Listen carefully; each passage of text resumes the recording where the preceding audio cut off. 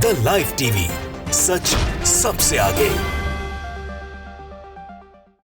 नमस्कार, मैं हूं रंजीत झा और आप देख रहे हैं द लाइव टीवी। इजराइल और फिलिस्तीन के बीच जारी जंग में दुनिया के कई और ताकतवर देशों को भी कूदने का मौका मिल गया है। जैसे अमेरिका इजराइल के साथ आकर खड़ा हो गया है, तो ठीक उसका चिर प्रतिद्वंदी रूस भी फिलिस्तीन के तरफ से जंग लड़ने को बेताब है और इसके लिए रूस ने रास्ता भी खोज निकाला है और वह रास्ता सीरिया से होकर गुजर रहा है। इस वक्त जो बड़ी खबर सामने आई है उसके मुताबिक इजराइल को करारा जवाब देने के लिए सीरिया में रूस ने अपने सैन्य शक्तियों को भेजना शुरू कर दिया है, जिसमें रूस के कई हथियार हैं और भी उनके जो वेपन्स हैं, मिलिट्री इक्विपमेंट्स है, वो सब वहां ट्रांसफर किया गया है सीरियन अरबियन आर्मी को। यहां पर कहा जा रहा है, देखिए रसिया न्यूज ने ही 4 तस्वीरें साझा की हैं। इसमें आपको दिखेगा कि कितने सारे हथियार हैं जो रूस के हैं, ये सब सीरियन अरब आर्मी को भेजे जा रहे हैं। ये 3-4 हमारे पास तस्वीरें हैं, हर तस्वीर को आप ठीक से देख लीजिए। हम इस तस्वीर के साथ ही एक और दिलचस्प बातें यहां बताने जा रहे हैं। इन तस्वीरों में आप देखेंगे कि कैसे ये पूरा हथियारों का जाखिरा, जो वेपन्स हैं या मिलिट्री इक्विपमेंट हैं, वो सब सीरियन अरब आर्मी को रूस भेज रहा है। मतलब साफ है कि सीरिया चाहे तो इजराइल पर अटैक शुरू कर दे, उन्हें हथियारों की कोई कमी नहीं पड़ने वाली है। अब सीरिया में रूस की दिलचस्पी क्यों है वो हम आपको बताएंगे। यहाँ रसिया न्यूज ने लिखा भी है, Russia transferred weapons and military equipment to the Syrian Arab Army. मतलब साफ है कि रूस किसी न किसी रूप में इजराइल पर हमला करेगा।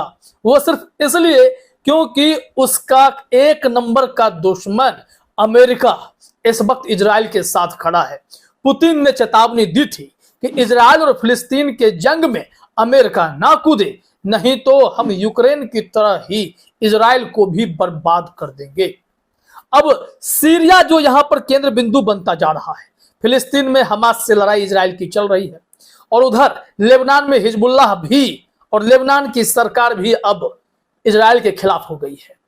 यहां देखा जाए सीरिया की हालत, तो सीरिया का मामला थोड़ा अलग है। सीरिया को अरब देश सही से सपोर्ट नहीं करते। दरअसल सीरिया के जो राष्ट्रपति हैं, वो राष्ट्रपति वहां पर सीरिया के लोगों की पसंद से नहीं है, वो तानाशाही के तौर पर वहां स्थिर है। बताया जाता है कि 2011 से ही सीरिया के राष्ट्रपति के खिलाफ लोगों में गुस्सा बढ़ चला था। वहां महंगाई, बेरोजगारी, भ्रष्टाचार का मुद्दा काफी चरम पर था। राष्ट्रपति को हटा देने की जिद पर लोग अड़े थे। ऐसे में वहां के राष्ट्रपति ने क्या किया है कि आम नागरिकों को दबाना शुरू कर दिया और जिसके कारण वहां गृह युद्ध छिड़ गए, सिविल वॉर की भी स्थिति उत्पन्न हो गई। अब ऐसे में हुआ क्या कि जो भी ताकतवर देश थे वो कूद पड़े। जैसे रूस इस वक्त सीरिया पर अपना दबदबा रखता है।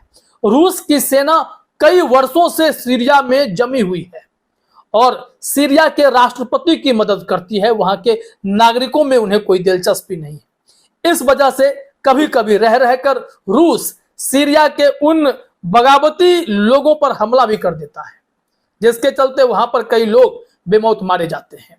जून महीने में भी हमला हुआ था, रूस ने सीरिया पर हमला किया था और उसमें भी कई ऐसे लोग मारे गए थे, ड्रोन हमला हुआ था। बताया जाता है कि वहां पर भी लोग, जैसे हमास बगावत करता है, इजराइल के खिलाफ हमला कर देता है, तो सीरिया में भी कई ऐसे संगठन हैं जो रूस को वहां पसंद नहीं करते हैं।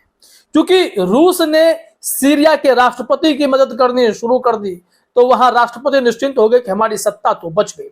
और रूस यह सब कुछ सिर्फ इसलिए कर रहा था कि मिडिल ईस्ट में उसकी पकड़ बन जाए, जो पकड़ बनने भी लगी।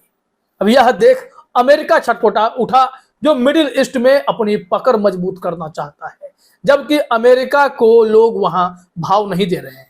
दरअसल अमेरिका इजराइल के लिए ज्यादा बैटिंग करता है, जिसके चलते मिडिल ईस्ट में अमेरिका का जो छाप है वो वैसा नहीं पड़ रहा जितना रूस का है। और इस वक्त जब फिलिस्तीन और इसकी लड़ाई इजराइल की छिड़ गई है, तो ऐसे मौके पर रूस की भूमिका काफी दिलचस्प हो गई है। रूस ने अभी जो जानकारी मिली कि हथियारों का जखीरा सीरिया में भेज दिया है, ट्रांसफर कर दिया है, तो सीरिया निश्चित तौर पर जवाबी कार्रवाई करेगा। 2-3 दिन पहले ही खबर आई है कि सीरिया में इजराइल ने भी हमला किया है, कई वहां पर उनके ठिकानों को तबाह किया है। यह खबर हम आपको दिखाते हैं जो इस वक्त लेटेस्ट आई थी, जिसके चलते स्थिति वहां पर बिगड़ी है और रूस अपना स्टैंड ले रहा है। क्योंकि सीरिया में रूस का दबदबा है, अमेरिका ने भी अपने सेना जो है वहां लगा रखे हैं। बावजूद इसके रूस और अमेरिका के जंग दुनिया के कई देशों में चल रहा है। सीरिया में भी जंग है और यूक्रेन में भी जंग है, हर जगह वर्चस्व की लड़ाई है और सबसे ज्यादा लड़ाई रूस और अमेरिका की ही होती है। वजह कोई और देश बन जाता है, चाहे यूक्रेन हो, चाहे सीरिया हो, चाहे फिलिस्तीन हो। ऐसे देश हमेशा इन ताकतवर देशों का मोहरा बन जाते हैं। हम आपको इस संबंध में रिपोर्ट दिखाते हैं, जरा देखिए। यहां पर कहा जा रहा है रसिया ऑन इस्राइल अटैक। यह जी न्यूज की खबर है। जी न्यूज की खबर में भी हेडलाइन देखिए, हम फिर इसका थोड़ा सा आपको ब्रेकिंग भी सुना देंगे। रसिया ऑन इस्राइल अटैक, रूस ने इजराइल पर लगाया सीरिया में मिसाइल हमले का आरोप और कहा कि यह अंतर्राष्ट्रीय नियमों का उल्लंघन कर रहा है इजराइल सीरिया पर मिसाइल अटैक करके। इस संबंध में क्या रिपोर्ट है, जरा जी न्यूज के छोटे से इस क्लिप को सुनिए।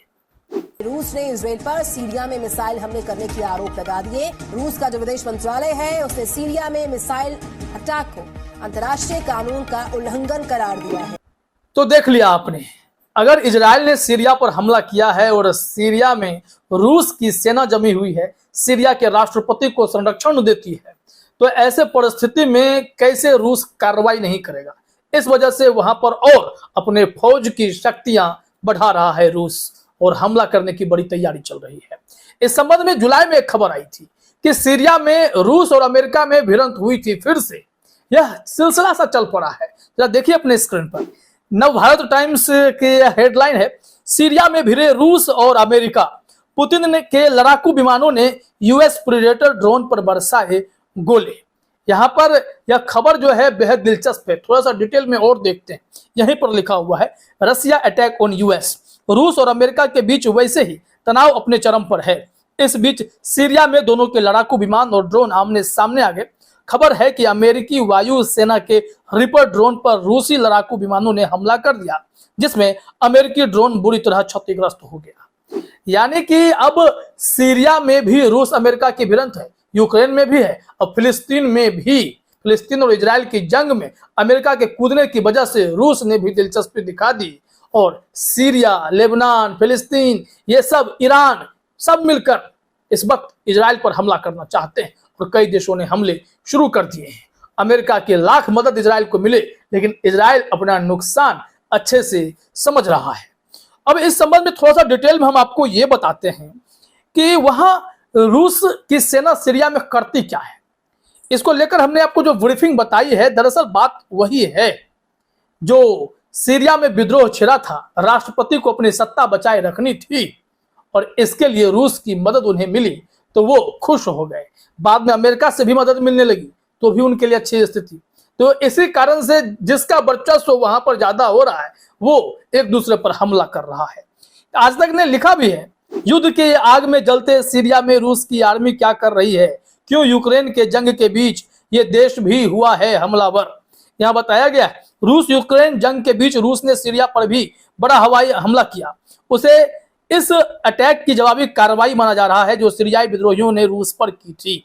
पुतिन की सेना मिडिल ईस्ट के इस देश में करीब 7 सालों से तैनात है और कथित तौर पर गृह युद्ध की आग को बुझाने में मदद कर रही है। हालांकि सीरियाई जनता खुद रूस को वहां नहीं देखना चाहती है, ये हमने आपको पहले ही कहा है। इस वजह से बार बार वहां पर विद्रोह भी हो रहा है।